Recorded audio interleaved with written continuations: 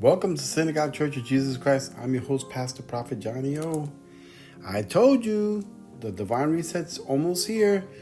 All of the things I've been prophesying, now my channel's growing and people are like thanking me and telling me, Prophet, what's going to happen next? And I'm in prayer about it. I'm asking God, what's coming up? What's going to happen next?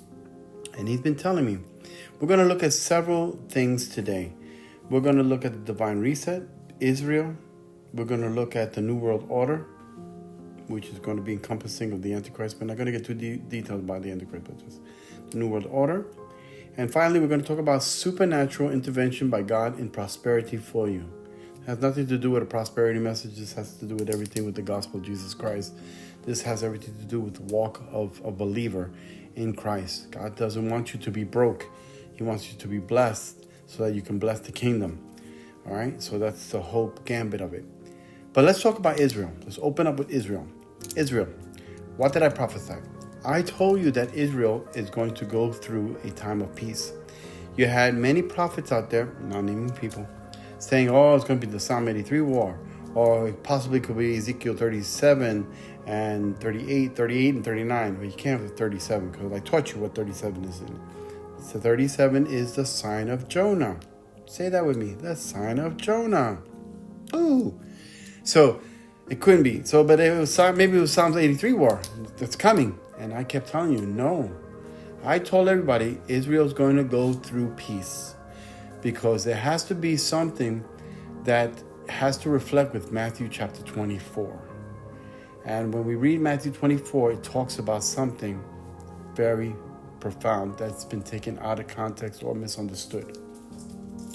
Let's talk about Israel. Israel is going to have peace in the region. Peace in the region. It's happening. They're signing a great deal right now with Saudi Arabia. It's a big thing right now.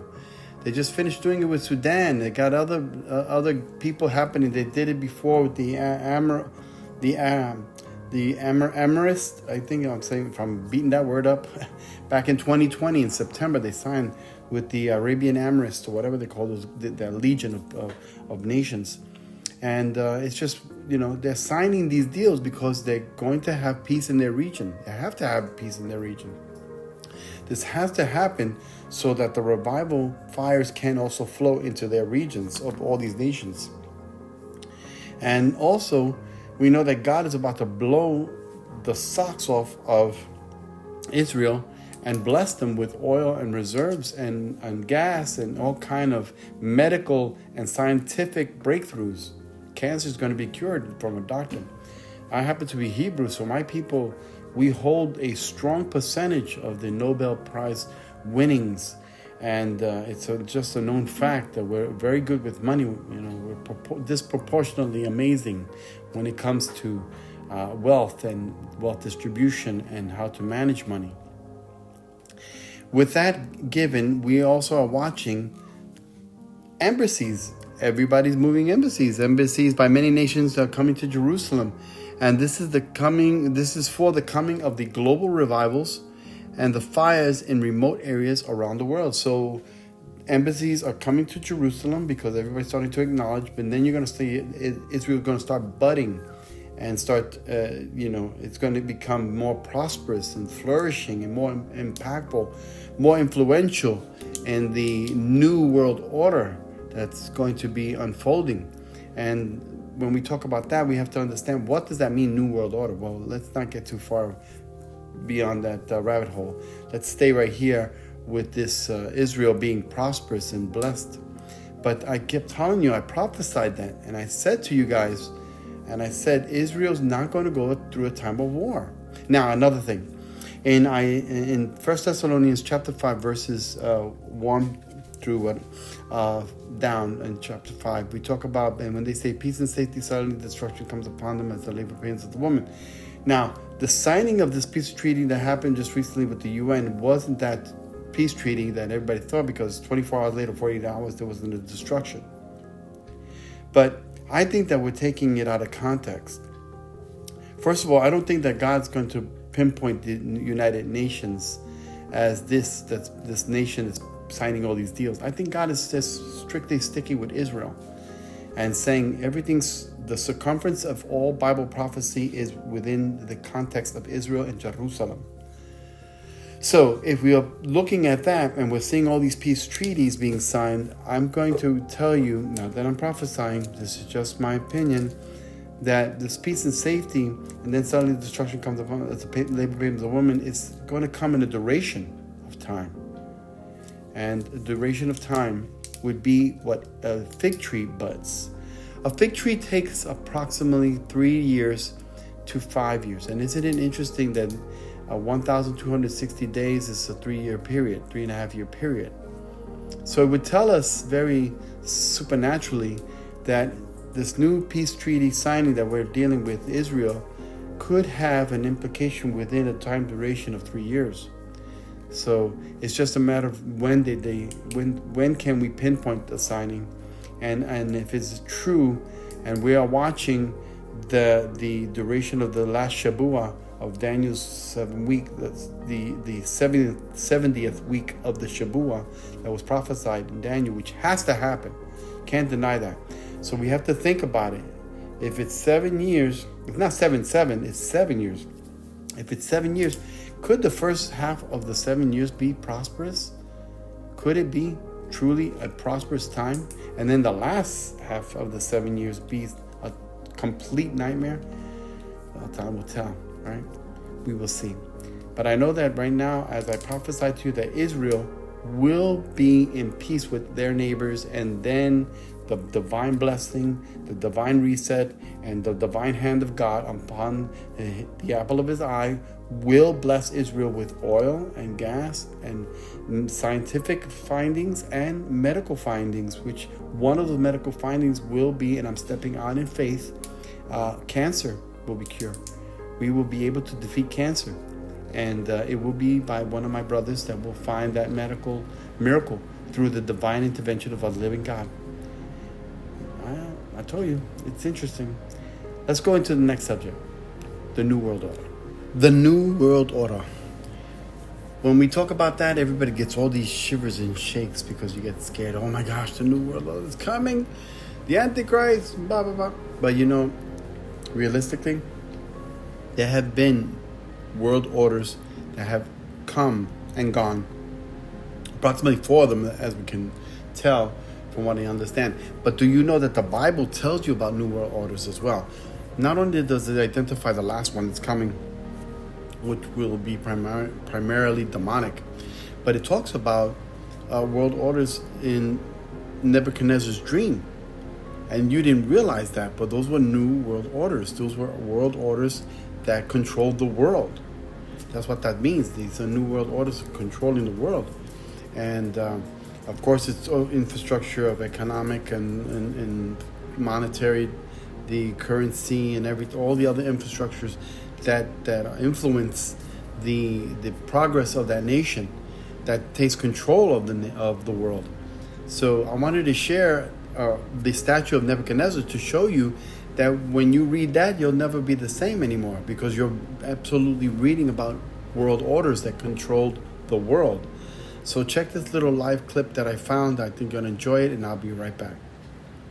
The statue in Nebuchadnezzar's dream represented the future of 4 empires, the Babylonian, Persian, Greek and Roman. At one time, Nebuchadnezzar had a dream that no one could interpret. So the prophet Daniel prayed and God gave him the interpretation. Nebuchadnezzar's dream was about a great statue and was a prophecy about the future. In his dream, Nebuchadnezzar had seen a great statue with head of gold, chest and arms of silver, belly and hips of bronze, legs of iron and feet of iron and clay. Daniel explained that the statue symbolized 4 powerful kingdoms that would come before God established an eternal kingdom.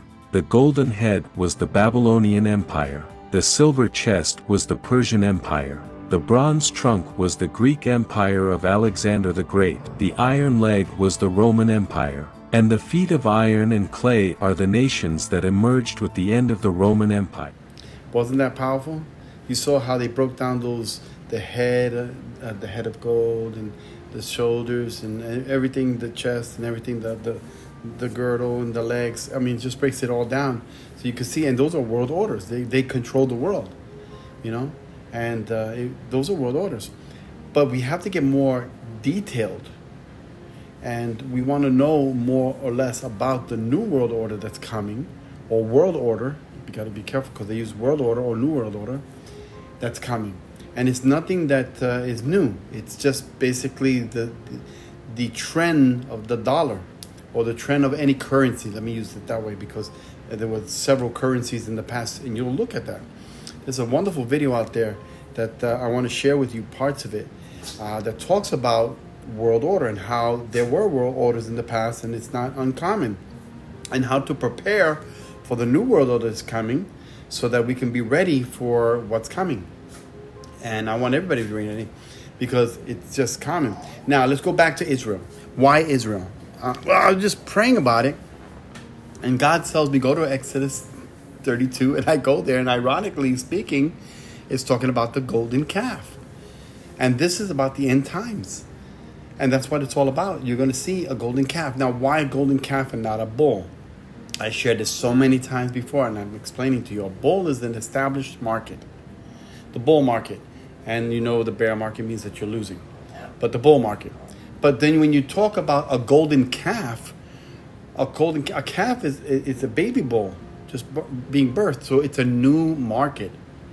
So this new market has to emerge because of the new order, the new world order that it just came in place. That's either came to supplant and replace, or has been rebirthed to feel the power of the economy being, fueled by new blessings of millionaires and billionaires. As I've been preaching for a while, I've been telling you guys that you're going to get this new economy. So if this new economy does come because of millionaires and billionaires that come and start putting in their investments back into the market, then what are we talking about? We're talking about a golden calf. And that golden calf's going to come. So let's take a look at this together. Now, all right? We're going to look at some videos and see how world orders do emerge. And then from there, we'll go forward and start knowing more or less. I'm going to bring it together for you to show you that this dollar is about to crash. I saw the dollar at 14 cents, 14.63 cents. And I saw it. And the enemy is a liar. He's but God's going to turn this all the way around.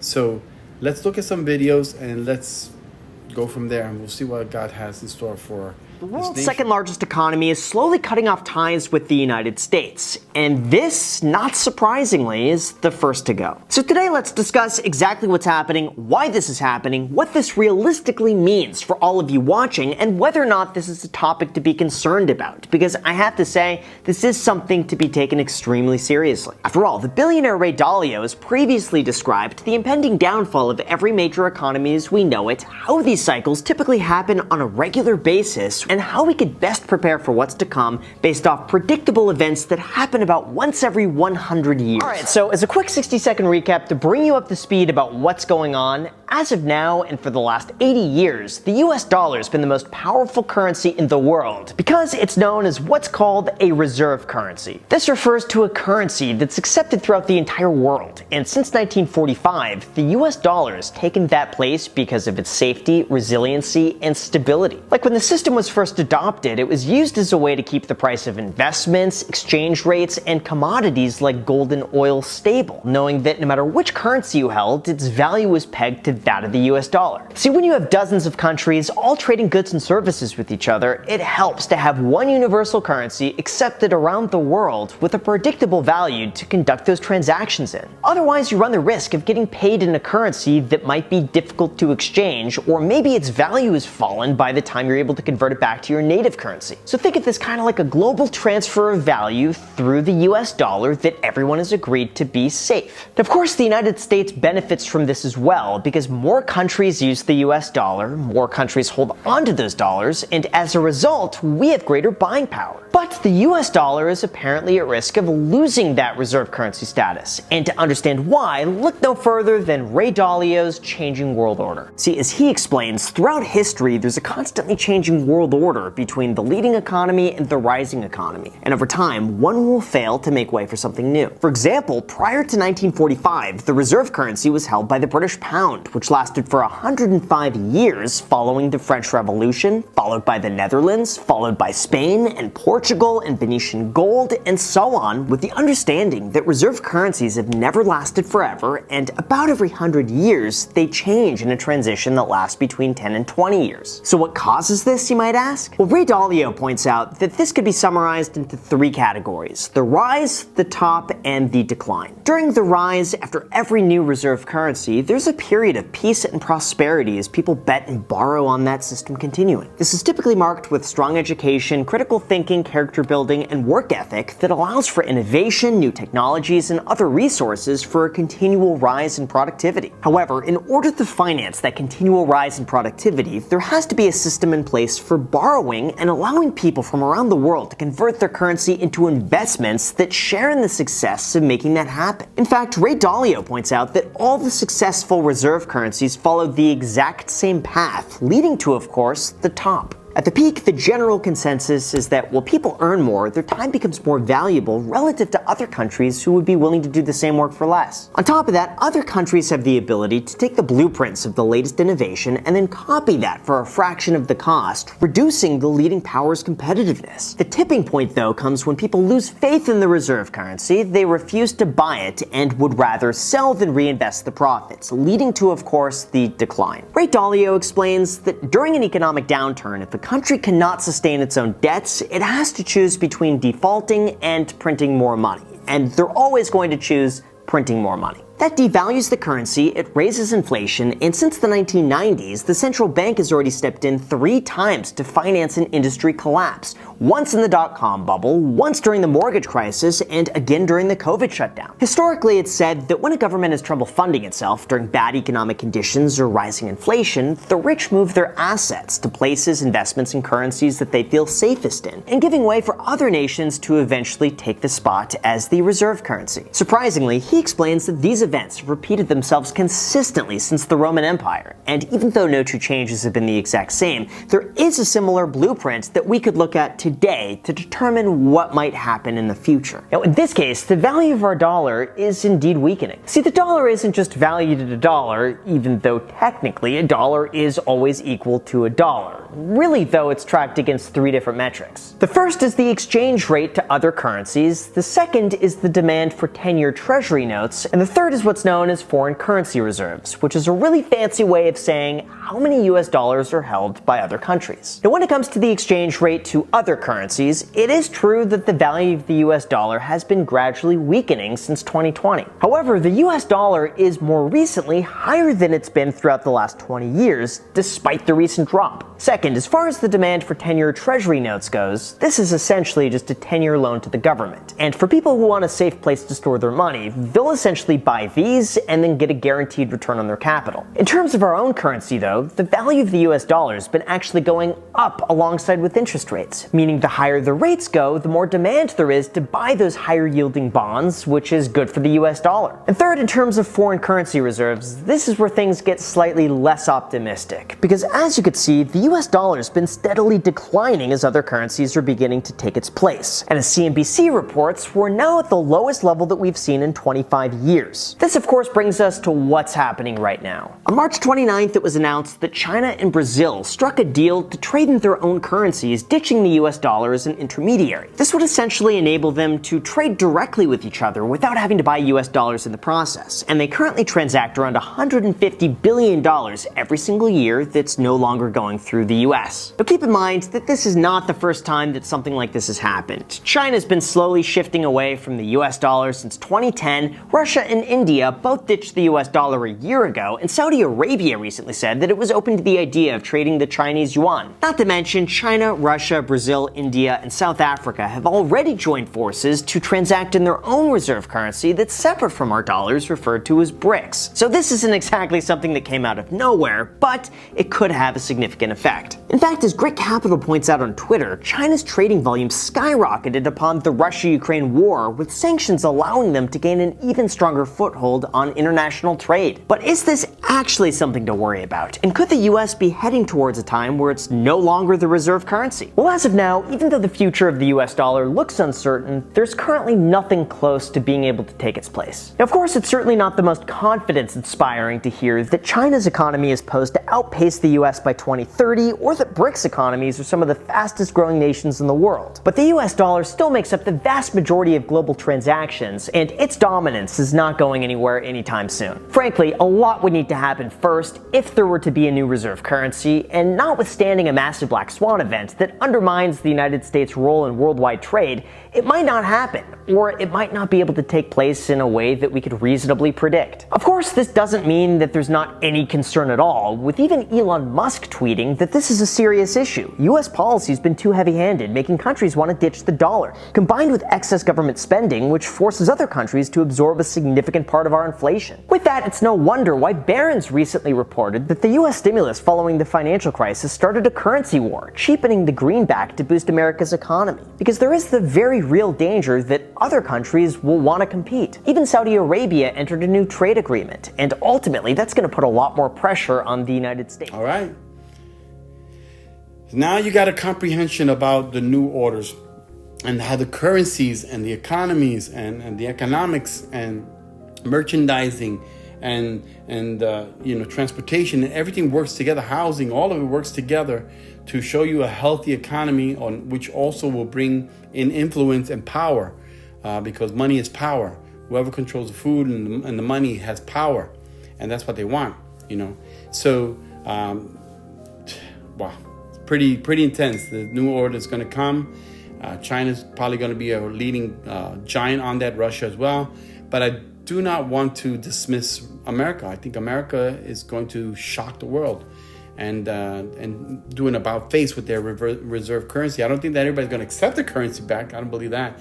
But I think they're going to do something that's going to save the currency, and that's going to restore the fortunes to the people. And I think Trump is going to be about that, because I prophesied that. He's going to back it with gold. And I've been sharing that prophecy with everybody. That gold, that Trump will back the dollar with gold again, and restore the fortunes to the people. I prophesied that. Nevertheless, now we're going to this divine providence. I wanted to share that, tithing is extremely important. And where you're tithing is also relevant to where your heart is. If you're going to a specific church and you've been with this church, you call them family, you need to be tithing there. It doesn't mean that you can't tithe to other people, and I'm not saying that at all, but you need to give a portion of your tithes to your church. And you have to be tithing, because if you're not tithing, you're not surrendering everything. And I'm sorry if there's anybody gets offended. Sorry, this isn't the channel for you, because I'm teaching the entire gospel of Jesus Christ, and I'm going to teach it according to the Spirit of the living God. And the way the teacher is the Holy Spirit, and he's telling you that God wants to bless you. So there was one time in Divine Providence that I'm going to share with you, that came from California. I had a friend of mine, and he called me and he told me that he had just finished speaking to a gentleman, that he got him a job at a towing company, ironically. The first assignment of the towing company happened to be super duper naturally my friend's home to pick up his van. And he called him on the phone. He said, "Oh my gosh, my first assignment, well, first of all, I want to thank you for getting me this job. Second of all, my first assignment is to pick up your truck." He said, "What? No, you can't do that." He goes, "I know, go hide it, please. I got to go to your neighborhood, and if I see it, I'm going to have to pick it up." So he went and he hid the truck. Then he calls me and he tells me, "Johnny, Pastor Johnny, this and that, blah, blah, blah." I said, "So how many payments are you late?" He said, 3. I said, "Oh my gosh, my brother, why did you do that? Why didn't you call me?" He goes, "I was just embarrassed and this and that." I said, "Okay." So I was praying about it while he's talking, and the Holy Spirit said, "Tell him this." So I said to him, "Listen, you're not going to like what I'm about to say, but you're going to have to gather up a bunch of money. And then with that money, you're going to go give it to an organization or where the Lord leads you." I noticed I didn't say give it to me. I said to an organization. So then he said, "I can't do that." I said, "Why?" "Because my wife's going to go crazy." So I said, "You're going to have to do it. Because if you don't do it, then God's not going to bless your socks." He said, she's not going to go for it." I said, oh, well, then they're going to come and pick up, they're going to come and pick up your truck. And they're going to tow it. And you're going to lose your vehicle. So he was like in tears. He said, I'll do it. I said, okay. I didn't hear from him, for 2 days. And then on the second day in the morning, I get a phone call. And it's him screaming. And he's, oh my God. I said, what's the matter with you? You don't know what just happened. I said, what happened? Talk to me. He goes, well, I did what you said. And I told my wife that we had to go do this. And she was, that guy's crazy. Don't listen to him, blah, blah, blah. And he said, I'm going to do it. She goes, you're nuts too, just like him. And so I said, okay. So they were coming out of a grocery store. And there was some kind of table there with somebody, I'm not sure if it's a Girl Scout or a church organization or something, but they were asking for donations. And when they passed by, they asked for donations to him and his wife. He got the prompting of the Holy Spirit. And he said, that's it right there. She said, what do you mean? We got to give the money to them. She said, are you nuts? We don't have any money. You're going to give money away for bills. He says, we got to do it. We have to trust God for it. She goes, you are nuts. I do not support this. He goes, I don't care. He went and gave her all the money that he gave. I'm not sure what it was, but it was a lot of money. Gave him the money there. And then they said, God bless you, thank you. He left. That same afternoon, the wife's account was negative $25. So she brought $50 that she had saved. She brought it to the teller, gave the money, the $50, to get the amount of the negativity to a positive 25. Because she was negative 25. When the teller gave her the receipt, when she read the receipt, she nearly had a heart attack. The receipt said $4,025. At that very moment in the day, her ex-husband paid her back alimony and deposited it into her account, $4,000. Divine providence. You trust the Lord. You don't give up. He'll never leave you nor forsake you. The divine reset is real. It's coming very soon. God said to me that millionaires and billionaires were going to happen in one day. The New World Order is nothing to be afraid of. Now about the little segment. The New World Order, it can be afraid of when you have the Antichrist, the monster sitting there controlling this New World Order. Then we have a problem. But, pagan nations and stuff, we can pray that out. And we're going to stand against the pagan nations and their new deceptive ways of controlling the world. It's not gonna. They're still going with the climate control. They failed with the jab. Now they're trying to do water crisis, fear mongering with water crisis. They're never gonna stop until God comes and punishes them all, and He sets up the kingdom, which is very soon. The rapture of the church. I told you, the Philadelphia church. There are 3 things that are coming: it's the divine reset, the Church of Philadelphia, and the sign of Jonah. Okay, those are the 3 main things that we're going to be looking for. Finally, also, they're going to see within the connotation and within the context of that will be Trump, who is in power. Trump will be in power, the prophecy I shared. And then finally, he will restore the gold and back the dollar by gold. These are things that God has spoken to me. And I told you about Israel going in peace. It's happening before the world. I've told you that Israel is going to be blessed with medical, scientific, oil, and gas. They're going to be, huge. And then Zechariah 12, Jerusalem shall become a burdensome stone, because they want that. They want those commodities. They want that oil and they want that gold. And Russia's going to be the one to make the move. And God's going to shut them down. He's going to do supernatural intervention.